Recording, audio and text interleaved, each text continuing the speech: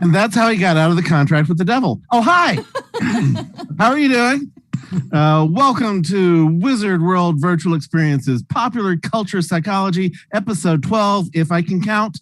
I am Dr. Travis Langley, and welcome to Dueling Lucifers.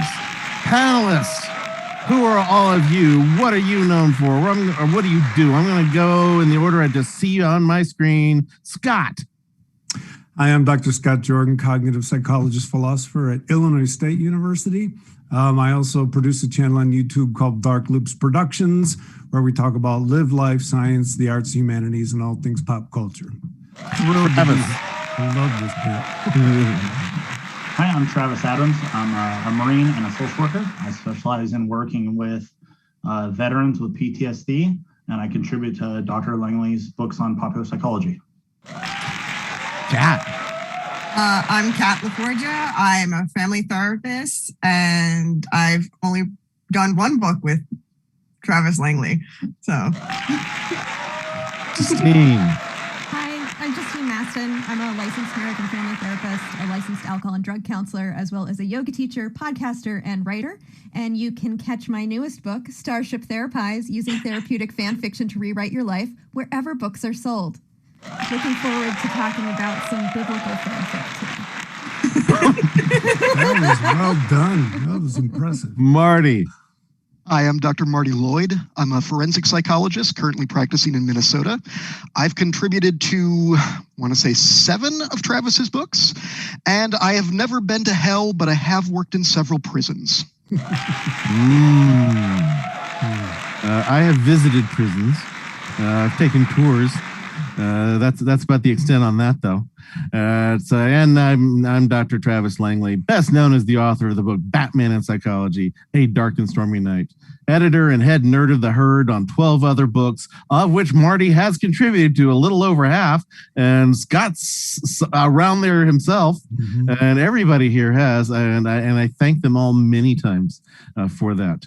Today we're talking about Dueling Lucifers. First, we were just talking about the one starring Tom Ellis, and then people immediately wanted to talk about the Lucifer on Supernatural as well. It's like, well, let's just talk about any Lucifers we feel like. And why are people finding Lucifer, of all things, entertaining?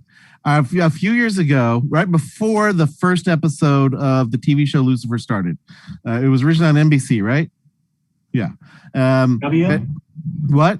CW? Was it CW? Oh, okay. That sounds a whole lot more likely than NBC. Yeah, yeah. they did the crossover for the Arrowverse. They had him in it in an episode. Well, it was already on Netflix it wasn't before that happened, though. Yeah. That was the one big, for me, that was one of the 2 big surprises in the Crisis on Infinite Earths for the Arrowverse. Mm-hmm. One was when spoilers from 2 years ago. One was when that other Flash showed up. I was not prepared for that. And then Tom Ellis showing up as Lucifer on that just wonderful, wonderful scene that they kind of threw together late in the process as he's half fibbing to people about why he was up in that part of Canada. He was visiting a friend's wedding, that part was true, but he was using it to deny that he was appearing in, as I'm knocking things over my office, as he was appearing on Crisis on Infinite Earths. So why are we interested in these devils? We love a bad boy. You know, that's who doesn't love experimenting with the dark side, whether you're a teenage girl or or a grown-up. We love peeking over to like what's on the shadow side, what's on the dark side. And I mean, when it comes to Tom Ellis, there's hotness on the dark side. Yeah, hell is hot. Yeah, I think it buys us a little cognitive peace to think of all the bad things in our reality as having one intentional being that makes it all happen. It just lets us wrap our minds around it and then act as if we could change that being, we could change all the bad in the world. So I think there's some calm that comes with thinking of evil that way, if that makes any sense. I'm going to go a different way. I'm not sure it's necessarily all about evil. I think because biblical stories impact so many lives, Lucifer is actually in a big way the character we can relate to. because God is by definition inscrutable. We can't understand his motives, but we have all felt ill-used. So we Lucifer to some extent has motivations that we can understand. I mean, even going back to like Paradise Lost, most people who've read it would say that Lucifer is the most compelling character because like God's motives make no sense in that book. It's like, wait, so bad things are going to happen for a really long time, but then it's all going to be okay? What? Okay. But Lucifer, we get. I kind of agree with Marty, but for kind of a different way, we all have that moment in our life where we get that rebellious stage in our life, and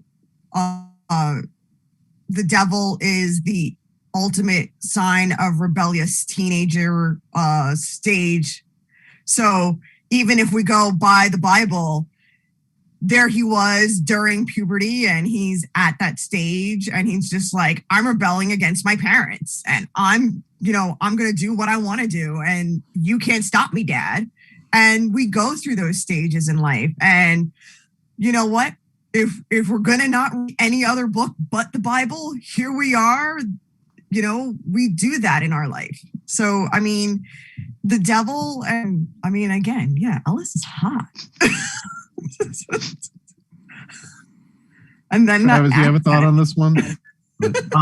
Again, just like Kat said, I kind of agree with Marty and just understanding that we are drawn because we're told to be good in society, and the bad is kind of tempting, right? It's the forbidden fruit. We want to go towards that thing. We want to see what that's like. So that's how I kind of relate to it. Going to riff off of Travis for a second there. I think that, it's not so much again about evil, but it is a story that's very much about freedom, which is, to be able to do what you want, which is something that we've seen, people get, is a very attractive idea to a lot of people. Oh, and freedom's just another word for nothing left to lose. There is that, yes. Well, in Supernatural, they do a really good job of using Sam and Lucifer as metaphors of this rebellion. I mean, Sam, from the very beginning, struggled with being part of his, what I would call pagan family, and felt himself drawn to a more Western, intellectual, rationalist way of life, going to Stanford. Then he finds out that life is an illusion and it actually is a supernatural world. So he deals with his orphan status, in a different way than Lucifer deals with his. Lucifer was rejected by his father, yet at the same time was born into a colonizing family.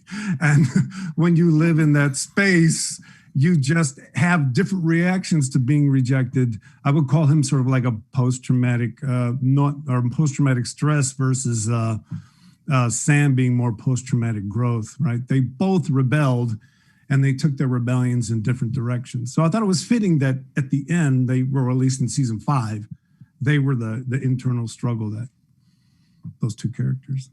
Mm-hmm. Yeah, we all understand temptation. We start off life not knowing rules, and we start off life as little psychopathic monsters who some of whom have mirror neurons that help you emulate and learn to empathize faster than others. But that baby does not care how you feel. Chaotic evil or chaotic evil. Depends on your.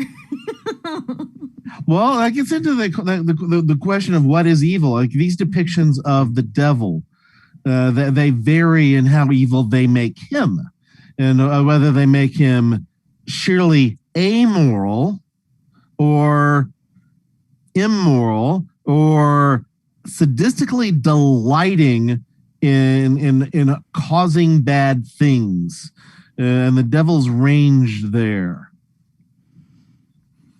And I think between our Tom Ellis and Lucifer and our Mark Pellegrino version in Supernatural, who's the more evil of the two?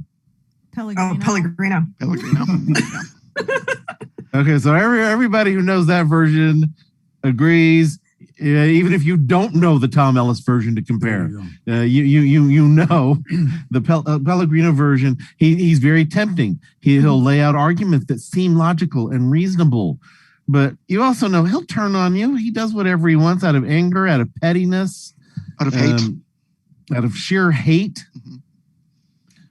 Well, which isn't part of the Ellis character at all. In fact, I'd argue that the Ellis version, and to a lesser extent, the comic book that it's very loosely based on, they have very definite moral codes.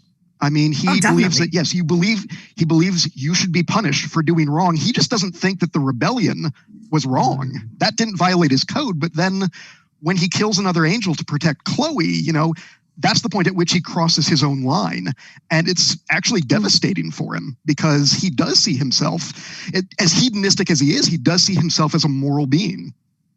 Well, they both talk about how they don't lie, and that, they give the truth, and like, hey, listen, yeah, I mean, you can battle, Sam, for Mar Pellegrino's side, we can battle, and we'll, I bid a fiddle of gold against your soul to think I'm better than you, is the quote he uses, right?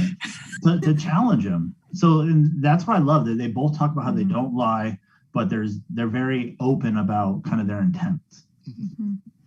Yeah. What I dig about the Tom Ellis version is that he's kind of like Supernatural's Crowley, in that he's making deals. He's a little bit more of that crossroad demon energy. Mm-hmm. That's just, I don't know, a lot more fun for some reason. Because it does. It's like we're making a deal. We have an agreement, a code. And I never got the code thing off of Pellegrino's Lucifer. He was just kind of pissed at his dad, and hurt people. Yeah, he was pissed at his dad, and I'm just going to say it again, he was the son of an almighty colonizer. I mean, there's a fantastic episode in season 5, episode 19, Hammer of the Gods, right, where they show up at the hotel. All the pagan, quote unquote, pagan gods are there, which, by the way, is a word created in the Roman Empire after they accepted Christianity and brought monotheism to the world. So pagan is kind of a slam, if you like. But there's this, if you don't mind that I quote a bit of dialogue, one of Gabriel, the brothers, kind of the trickster, he shows up and they think he's been playing low key. And he says, I'm not a spy, I'm a runaway. I'm trying to save you. I know my brother, Kali. He should scare the living crap out of you. You can't beat him. I've skipped ahead, seen how it ends. And then she says, your story, not ours. Westerners, I swear. The sheer arrogance. You think you're the only ones on earth. You pillage and you butcher in your God's name, but you're not the only religion, and he's not the only God. And now you think you can just rip the planet apart? You're wrong. There are billions of us. We were here first. If anyone gets to end this world, it's me. So I just love that you've got that Pellegrino character who I would argue kind of reflects this bizarre family dynamic of being born into a family of superior privilege, right?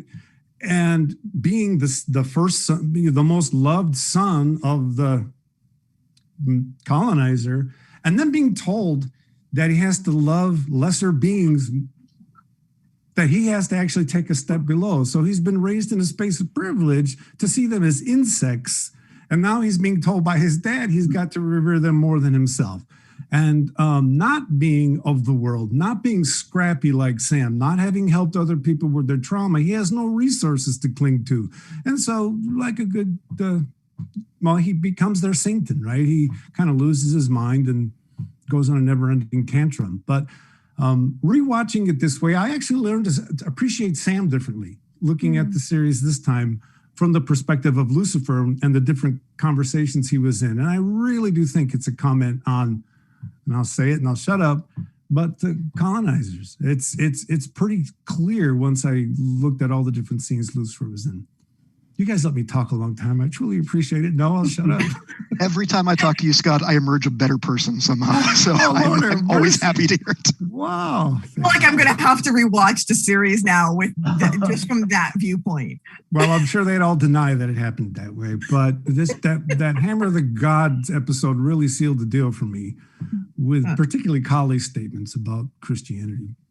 Got a lot of suggestions from a bunch of different people on some of their favorite devils in film and other media.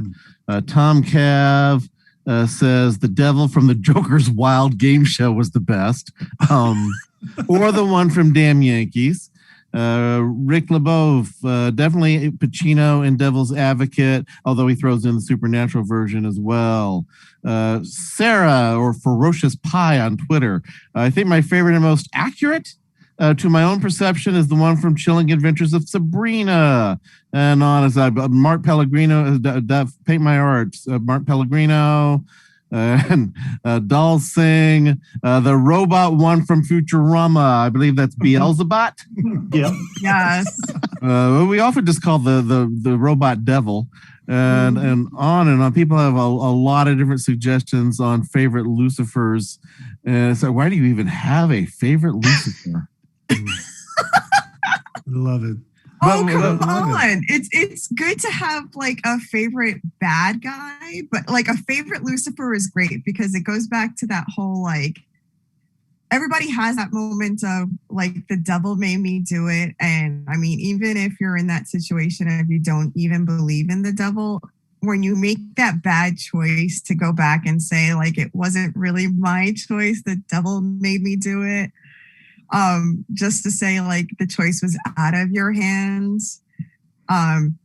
Your friends talked you into it. Your family helped you make that bad decision. And I think it goes to like kind of where I wanted to talk about with Lucifer and Tom Ellis's Lucifer specifically. His thing is family of choice versus family of origin. His family of origin is a lot of, you know, a lot of what they project onto him versus his family of choice, which help make him the better person or the better Lucifer that he becomes. So Samael versus Lucifer, which is the reason why he doesn't like the name Samael. It brings back those bad, so his post-traumatic stress disorder versus post-traumatic growth. So Lucifer would be his growth persona and Samael would be his dead name. So when he comes forth and he's trying to be this better person, he's coming into this new world. He's talking about the personality, the growth he's made, and he's meeting all these people. He's helping all these people. And every time everybody comes into his life, that is his family, and remind him by saying Samael, Samael, Samael, it's dead naming him and it's reminding him of all the wrongs, but also all the expectations they have thrust on him. So everything that he didn't live up to in their eyes, which makes him feel less than, and which makes him more angry. Of course, that growth is shared in the show, too. I mean, if you look at it, because of the choices he makes in bringing together this new family, his family of origin grows as well. I mean, the character who maybe has shown the most growth is Amenadiel. Oh, I mean, so sure. So I mean, and that's by being pulled into Lucifer's orbit more. I mean, he's kind of forced to examine things about the way they grew up and the way that he's treated Lucifer. And he's a very different character than he was that first season. Mm-hmm. And arguably, I think, a better character. I actually haven't seen Lucifer. I'm the supernatural guy. And what I love about what you're saying here is that both of these stories, for me, the Lucifer identity is very much rooted in family dynamics, right? And it sounds also like you're saying that, for example, once Sam realizes the family he's in, the supernatural reality that he lives in, what he does is make his family circle bigger by allowing being open to kindred spirits, right?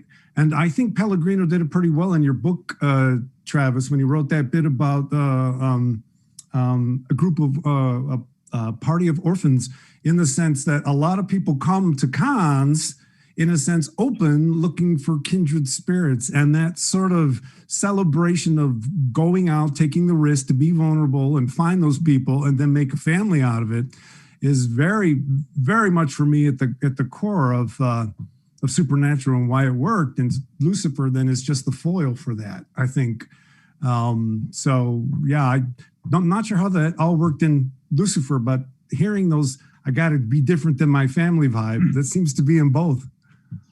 You know, Scott's referring to the book Supernatural Psychology, Roads Less Traveled. Yeah, because I have watched both. I've obviously not completely caught up from Lucifer because the new half came out yesterday.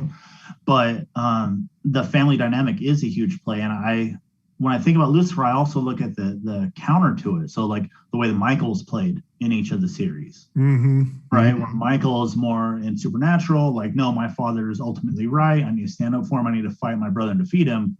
Where Michael in Lucifer is just like, I'm his twin brother and I'm going to play and act like him and go have fun and enjoy myself. So But they're both jerks. Oh, completely. True. Everybody makes Michael a jerk. But he looked good as Dean. Because nobody likes a goody like two that style. shoes. Everybody loves a bad boy. Nobody likes a goody two shoes. But Michael in Supernatural is just the obedient son, right? Then that final confrontation between Michael and Lucifer in season 5, Lucifer tries to persuade him, man, wait a minute, if God made everything, he made me this way, so why are we fighting about it, you know?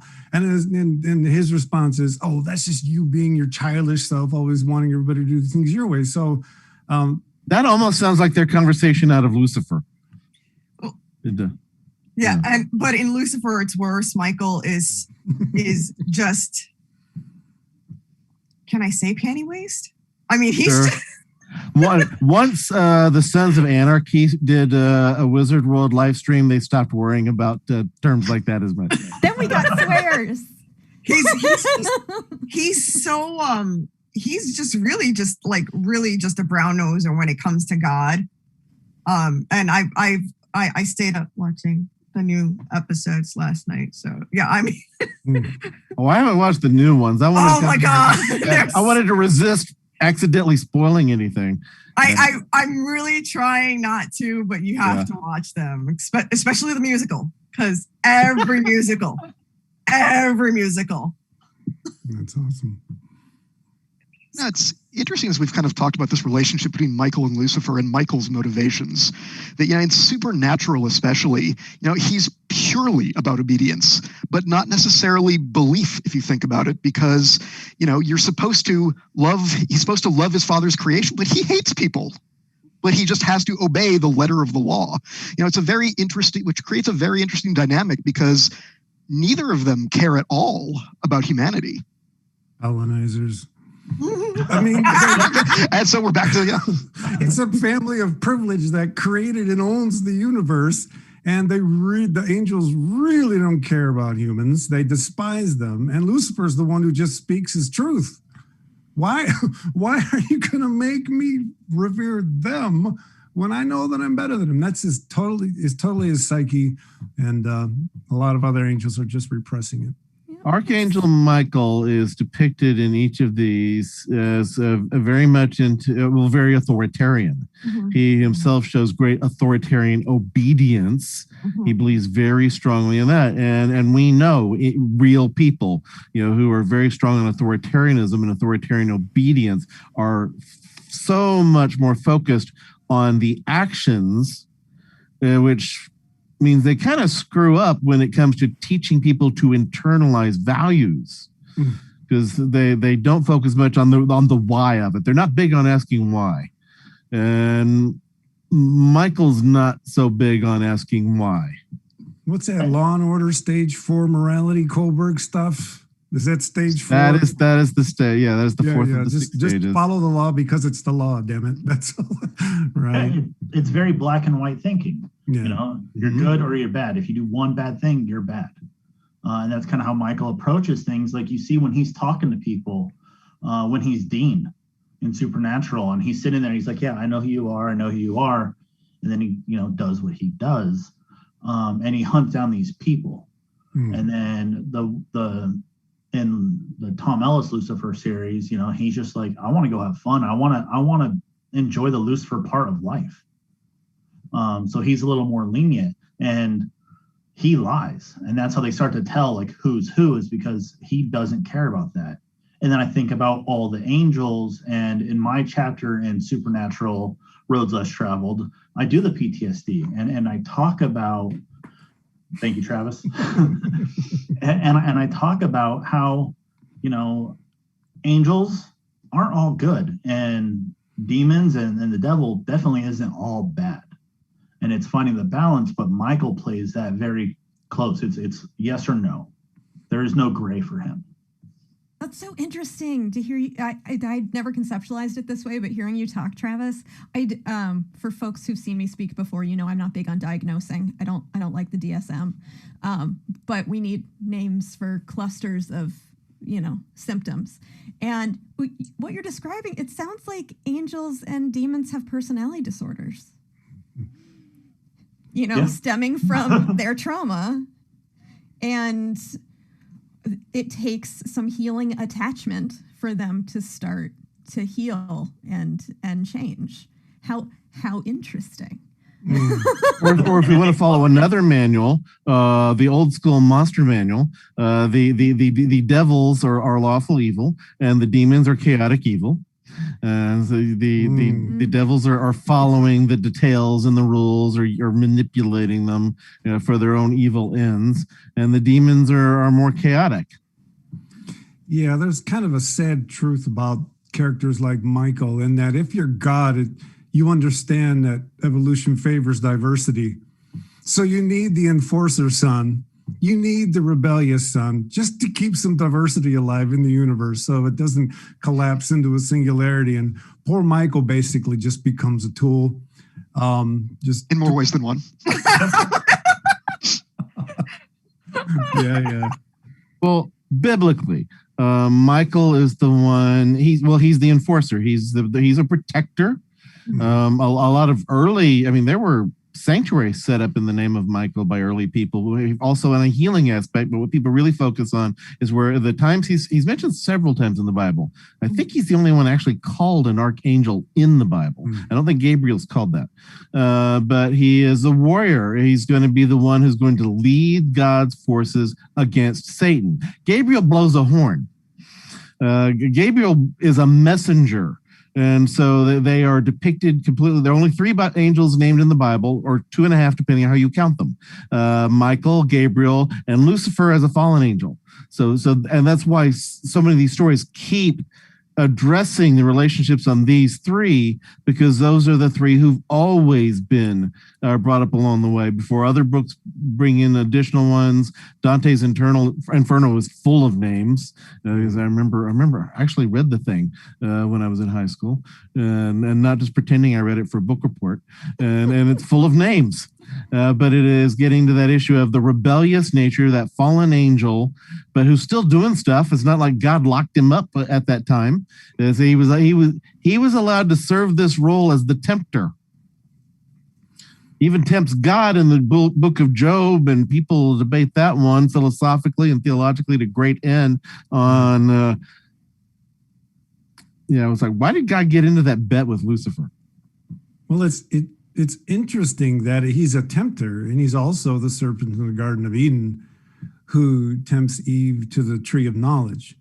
And there are non-Christian, like, for example, in Greek mythology, you have Prometheus, who actually brought the knowledge of the gods to humans. And there are some takes on Lucifer as being that element of Christianity that actually brought the tree of knowledge, brought humans to the tree of knowledge. And then what does it happen? Well, all kinds of chaos, which beautiful chaos that we love to live in. But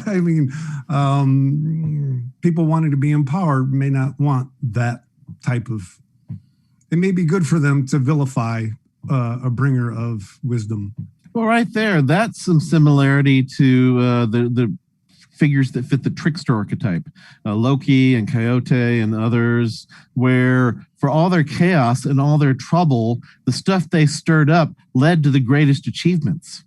where a number of gods in Norse mythology got their coolest toys because of Loki playing a prank, and it ended up with, oh, I get this super weapon and so forth. And it takes chaos is life. Yep. Complete chaos can be completely destructive, yes, but chaos is required for life, and order is required for life too. But you don't think of that as life itself. Is that if it's perfect order, that's stagnant, that's dead. Chaos is growth, certainly, which is kind of a theme that we've touched on here. That we've looked at Lucifer as a character who grows and who sometimes does bring growth to others, and that's that chaos bringer. Light, the light bringer is the light chaos as well. Maybe I don't know. What I love about calling chaos growth is it recognizes that if I'm in a certain identity space and I want to get to another one, I have to deconstruct the old one. So there's this period of instability. We don't like to say that word, but there's this period of destable identity. And it takes a shaman, it takes a counselor to get one to the other side to manage those, or a good family, to manage those instabilities, to allow a new identity to come to be. So chaos is there the whole time, and the struggle is to create any kind of order within it. So I love that idea of chaos. Fanfic writing. The fanfic has arrived. We're writing new narratives. I love it. Absolutely. Now, Kat, you and Marty, you two haven't done this live stream with us before. Marty's done plenty of panels with me before, but you haven't done this live stream before. What was it about this particular topic that maybe you decided, okay, this is the one I want to get in on? Why Lucifer? Why is it just that we love Lucy? I mean, what is it? Yeah, it's Lucifer. This topic just rang really true to me. I can honestly, I didn't want to step on anybody's toes, but I can talk for hours. Step on toes, especially if you're the new one. People hear from the rest of us plenty. Yeah, I can talk for hours on tons of topics on Lucifer, Lucifer and Chloe, Lucifer and Amenadiel, Lucifer and Dr. Linda, Lucifer and Detective Douche, Lucifer and God. Lucifer and death. So Lucifer and post-traumatic growth, Lucifer and post-traumatic stress. So there's a whole bunch of different topics, and I have a whole bunch of different notes, and I just love the topic of Lucifer, and I've just been like brainstorming a whole bunch. So but that particular show, this particular show, I just love the show. I've read the comics. I just like Lucifer. Because for audience members who don't realize, this is loosely based on a version of Lucifer in DC Comics. Yes. Very loosely. Very loosely. Yeah. There are, so if they've read some of the comics, there are some like points in the show where you can go, oh, this is based off of this one. But it's not like verbatim. But one of the big differences is, Lucifer in the comics is this very dour individual who's nothing like Tom Ellis. He's actually, I think, kind of based on David Bowie more than anything, at least in the physicality. Oh, but no. They said when they created this one, it's based off of David Bowie. Okay. So you were right on with that, Marty. Yeah, it was. But the thing is, you read those comics, and at least that first volume that followed directly from the character's introduction in Sandman, you have a very hard time imagining that character having a good time. Yeah. Despite owning a bar, and performing there, which that setup is the same, and that's about it. Otherwise, he's much more of a schemer than Tom Ellis's character. He's, not someone you'd want to really sit and have a drink with, quite frankly. And let's also be honest. Lucifer in the show is a complete hedonist, and angels in the Sandman universe don't have genitals. So it's very, very different other than that initial setup. Yeah. Maybe that's why Lucifer so often in these versions gets depicted as being really bored. Maybe. That is a frequent thing you see in many of these stories. And you see this with Crowley, too, in Supernatural. The guy who runs hell gets really bored. I think it's... how many of you have seen drawing a blank. There's Muppety type characters. Labyrinth? Labyrinth? There we go. Okay. Or Legend?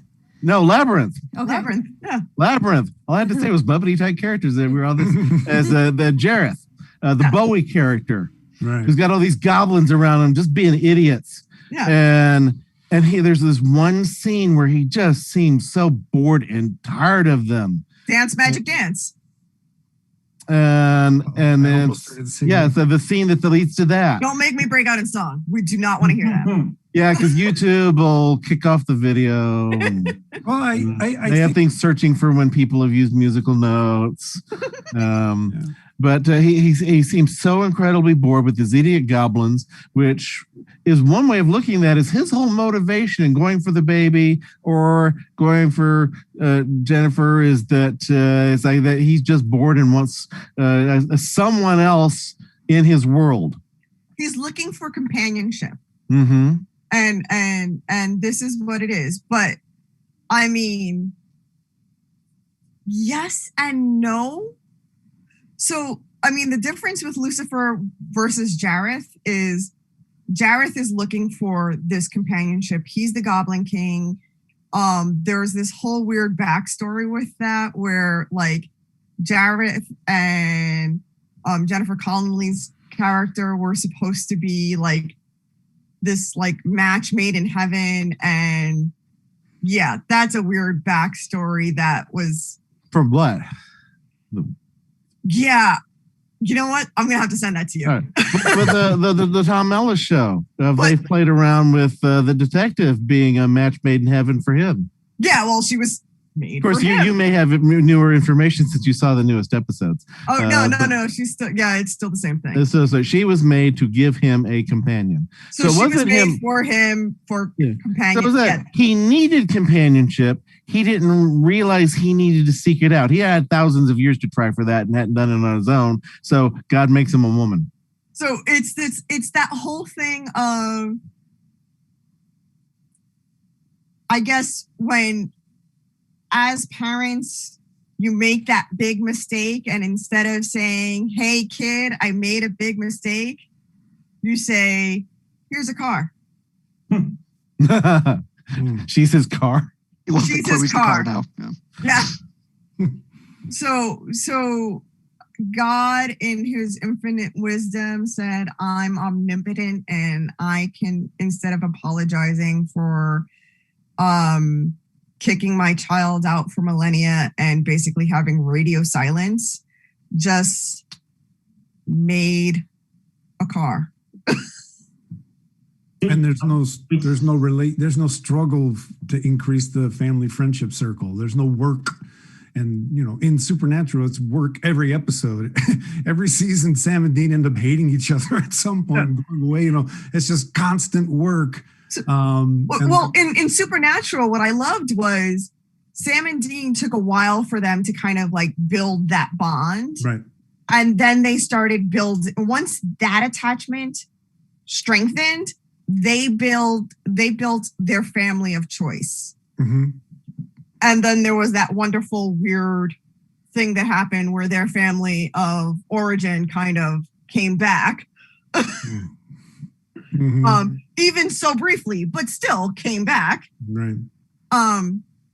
But their attachment was strong enough to build an elaborate family of choice. Yep, exactly. So they didn't always just rely on themselves. And they were able to build bonds with other people. And that was something Lucifer can't do or was having difficulty doing. And as we see through the seasons, like Lucifer is starting to be able to do that now. So season 5, so this one, no spoilers. Everybody who's up to the first part of season 5 know that he's like totally in love with Chloe Decker.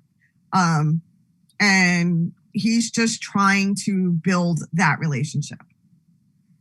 And that's just the big thing, is that he's gotten to that point where he can self-actualize that relationship. And that's a big process for someone who was kicked out of home and abandoned by their family. Mm-hmm. And if we look in Supernatural in like season 11, when Dean, Sam, Lucifer, and Chuck are sitting there, they're doing the little family group session. I love that part because they're trying to do the work, kind of like what Scott said. Yeah. In the episode All in the Family, and they're in the bunker. And my favorite, when I saw it, I just laughed so hard. Is like, let's use I statements when Dean tells them to use that. But yeah, they're doing the work and they're trying to push them to build that. And Lucifer, you see, just wants an apology from his dad, and Chuck's like, nope, not going to give it. Don't care. I'm gonna go eat cereal. I'm gonna do it like the Revenge of the Nerds, cereal and beer, just hang out. We got about 3 minutes or so left. Any particular other versions of Lucifer you want to make sure to give a nod to? I loved what Ray Wise did in the TV show Reaper. He's one who was amusing, but there was always a sense of this guy is incredibly dangerous. Peter Stormare in the movie Constantine, which I was able to enjoy because I just don't think of that as the same character from the comic books. Keanu's version is not Matt Ryan. Before I even knew that Matt Ryan was Constantine. But Peter Stormare is a weird, funny for his strangeness version of Lucifer. And as I love those two. I didn't think about it until somebody had mentioned it, but in The Devil's Advocate, Al Pacino was a phenomenal devil. Mm-hmm. I can't even call him Lucifer because they never mentioned him as Lucifer. They That's always true. Called him the devil. And just his whole thought process was just but you're my son, and we're supposed to be together. And his whole thing was just bringing the family together and doing everything for it. It was just so, for lack of better words, just twisted. He was the evil embodiment in that movie. Did Viggo Mortensen play the devil in a Christopher Walken flick? Sounds or Gabriel, I think. And I think Viggo Prophecy movies? Yeah. Yes. I think Viggo Mortensen came out as the devil very briefly, and it was just powerful. I mean, Viggo Mortensen's a fantastic actor, but there was no subtlety. He was just evil incarnate. Yeah, Elizabeth Hurley played a little more Crowley-like version in the remake of Bedazzled. We could have a whole other conversation on why Lucifer is generally why it's a male devil. I'd forgotten all about Bedazzled until you mentioned it just this minute. Yeah. I remember watching that with my folks when I was a kid, the original. Weird. The original. Okay. Yeah. That was the Dudley Moore and his Dudley partner. Moore. What about death in Ragnarok? I know that in Norse mythology, I don't think there's an actual devil per se. Hela. I think she was death. Mm-hmm. So I don't know if that counts, but she's fantastic.